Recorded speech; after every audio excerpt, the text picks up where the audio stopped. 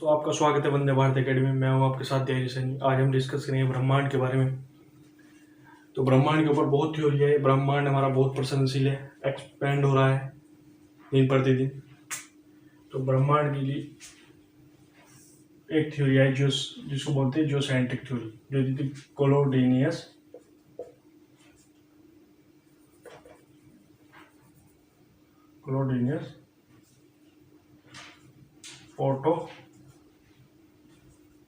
Autonomy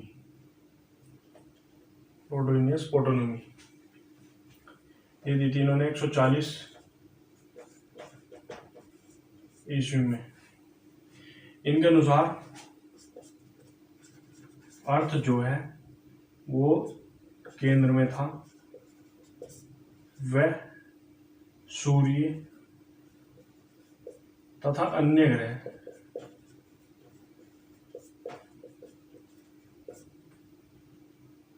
अर्थ का यानी पृथ्वी का चक्कर लगा रहे थे।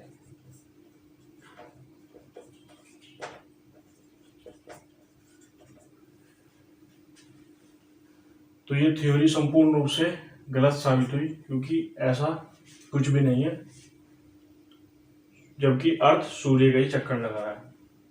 दूसरी थ्योरी आई हेलियोसेंट्रिक थ्योरी, जिसे दी कोपरनिकस ने।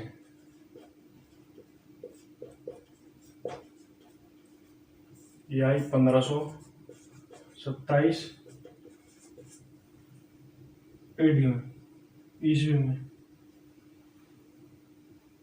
इसके अनुसार सूर्य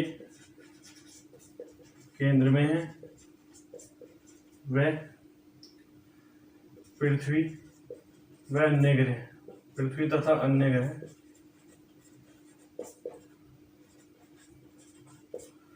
सूर्य का चक्कर लगा रहे हैं।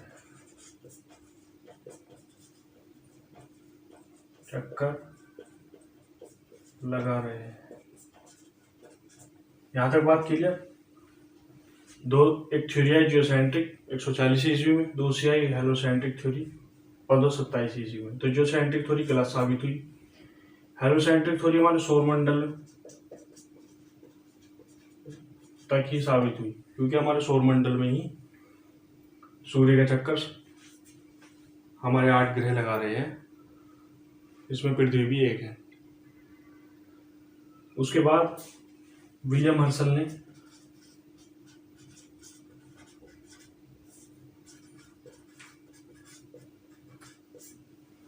टेलीस्कोप की सहायता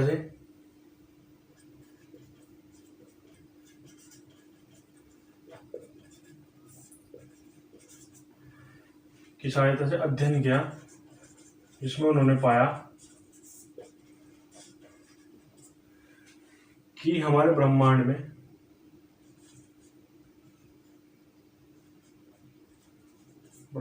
में बहुत सारी गैलेक्सी है।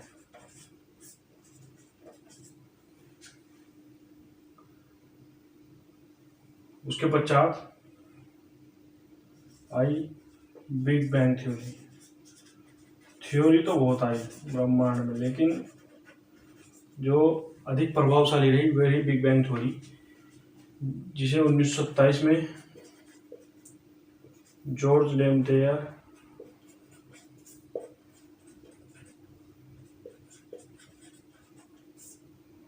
ने दी, जिसकी एक्सप्लेनेशन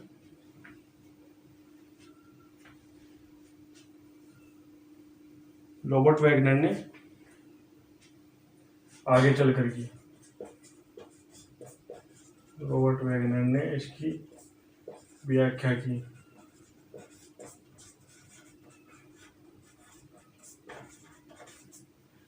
इनके अनुसार ब्रह्मांड एक आज से 15 अरब वर्ष पहले,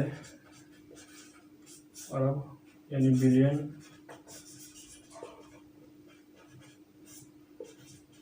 वर्ष पहले एक गर्म व सघन बिंदु था,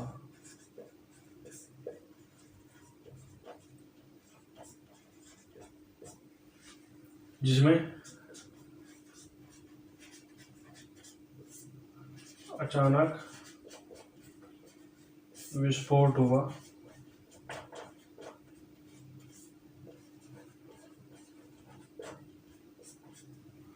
और ब्रह्मांड का प्रसरण यानी एक्सपेंड होता रहा, जो आज तक हो रहा है। तो बिग बैंग थ्योरी बहुत ही प्रभावशाली साबित हुई अब तक की थ्योरी में। एक अनुमान के मुताबिक हमारी गैलेक्सी में,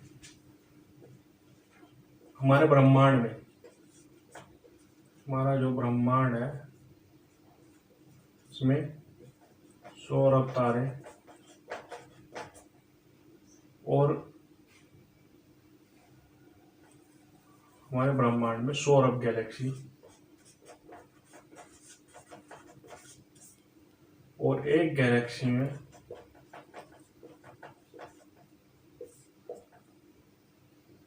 100 अरब ही स्टार है या तारे हैं। ये तो एवरेज हो गया। छोटी छोटी गैलेक्सी में 3000 तक स्टार है और बड़ी से बड़ी गैलेक्सी में 2 से 3 लाख तक स्टार है। यानी हमारे ब्रह्मांड में 100 अरब गैलेक्सी है, एक गैलेक्सी में 100 अरब स्टार है। ठीक है।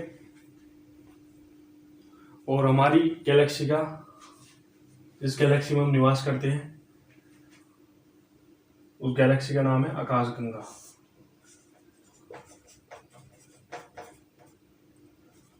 आकाशगंगा या दुग्ध मेखला,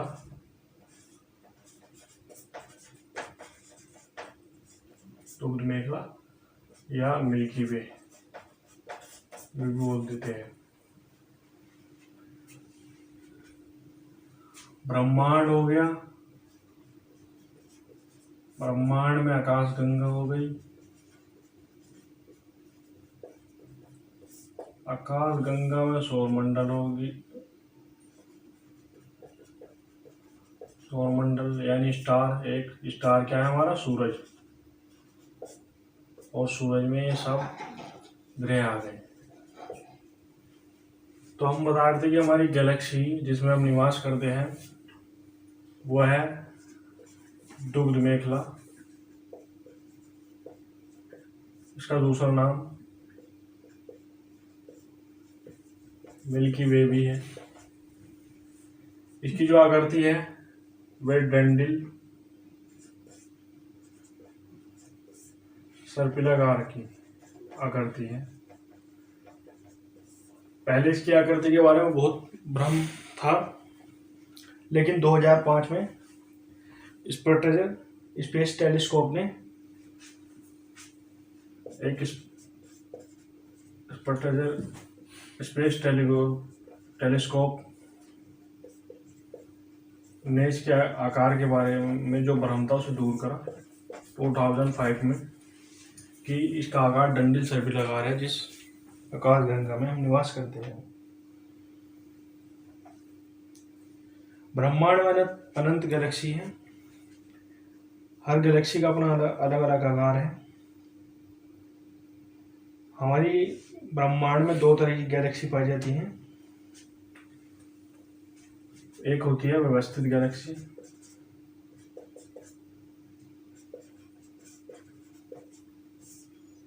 व्यवस्थित मंदाकिनी, इसको बोलते हैं रेगुलर गैलेक्सी।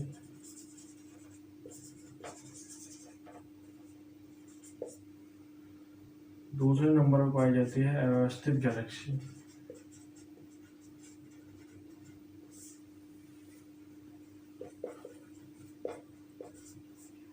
इसको बोलते हैं इर्रेगुलर गैलेक्सी।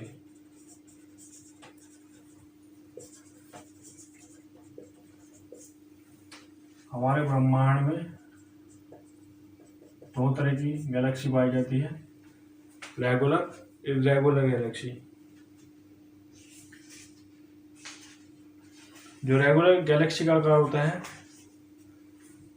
इनका आकार होता है सर्पिल या पेचदार। व्यवस्थित गैलेक्सी का आकार मिलेगा सर्पिल या पेचदार। और सर्पिल मध्याग्नि में जो इनकी भुजाएं होती है वह वर्गाकार होती है और इनकी जो संख्या है संपूर्ण गैलेक्सी की वे पर 25% है।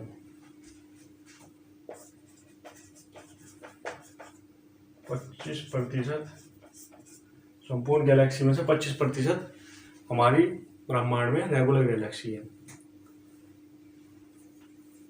अब आइए चलते हैं इरेगुलर गैलेक्सी की तरफ। कुल मंदाकिनियों का लगभग 10% इरेगुलर गैलेक्सी है।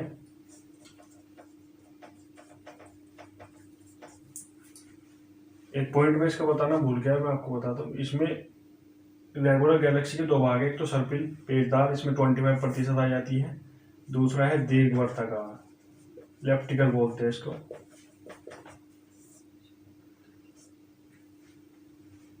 ट्वेंटी 25% इसमें आ गए, 10% इसमें आ गई और 60% इसमें आ गई। तो ब्रह्मांड में अधिकतर गैलेक्सी है रेगुलर गैलेक्सी।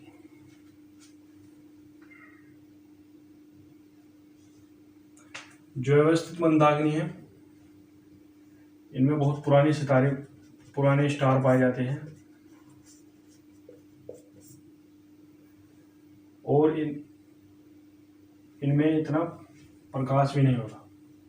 जो व्यवस्थित मंदाकिनी है इनमें नए स्टार पाए जाते हैं, नए तारों का उद्भव होता है। अब आइए चलते हैं हम अपनी आकाशगंगा की तरफ। मैंने बताया था कि हमारी आकाशगंगा को दुग्ध मेखला, मिल्की वे या आकाशगंगा बहुत 2-3 नाम है जिससे इसे पुकारा जाता है। इसकी आकृति है डंडीला सर्पिलाकार। यह चपटी डिस्क के आकार की है जो डंडिल सर्पिलाकार फैली हुई है। समझने की कोशिश करिएगा, यानी कोई शब्द ऐसे तो डंडीला सर्पिलाकार हो गया, डिस्क के आकार में हो गई। इसका व्यास लगभग 1 प्रकाश वर्ष के बराबर है। जो हमारी आकाशगंगा का व्यास है वो है 1 प्रकाश वर्ष के बराबर।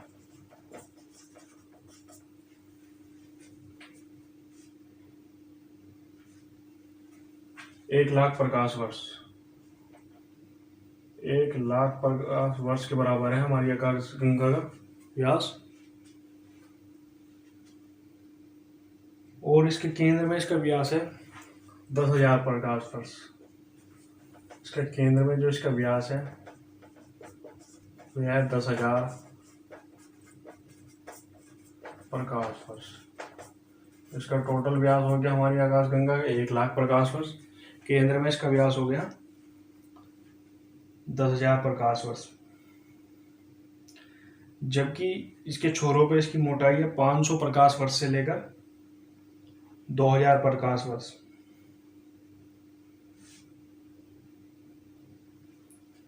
अभी शुद्ध रूप से ये नहीं कहा जा सकता कि जो सूर्य है वह हमारी आकाशगंगा से कितनी दूर है, लेकिन इसको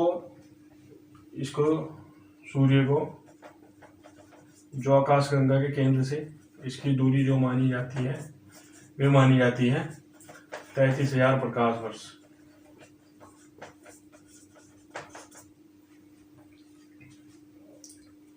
हमारा आकाशगंगा का व्यास 1 लाख प्रकाश वर्ष हो गया। इसका केंद्र हो गया 10,000 प्रकाश वर्ष का। इसके छोरों की मोटाई होगी 10,000 प्रकाश वर्ष से लेकर 2,000 प्रकाश वर्ष तक, 500 प्रकाश वर्ष से 2,000 प्रकाश वर्ष के बराबर। हमारा जो सौरमंडल है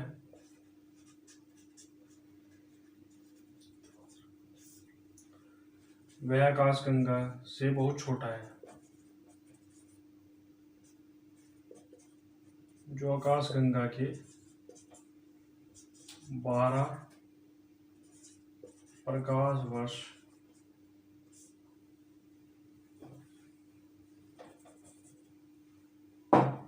प्रकाश वर्ष या 13 अरब किलोमीटर के बराबर है।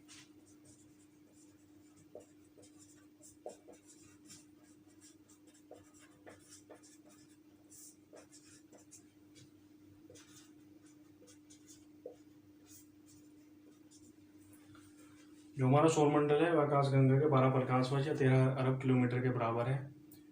प्रत्येक सौरमंडल आकाशगंगा के केंद्र के चक्कर लगा रहा है।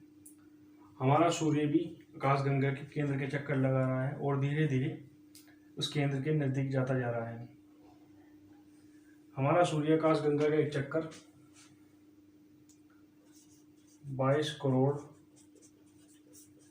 वर्ष में पूरा करता है।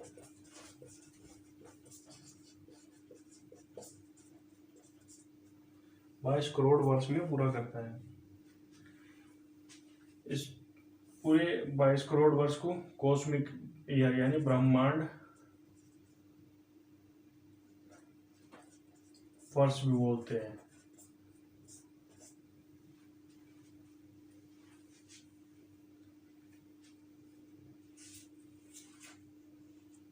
ब्रह्मांड वर्ष भी बोलते हैं।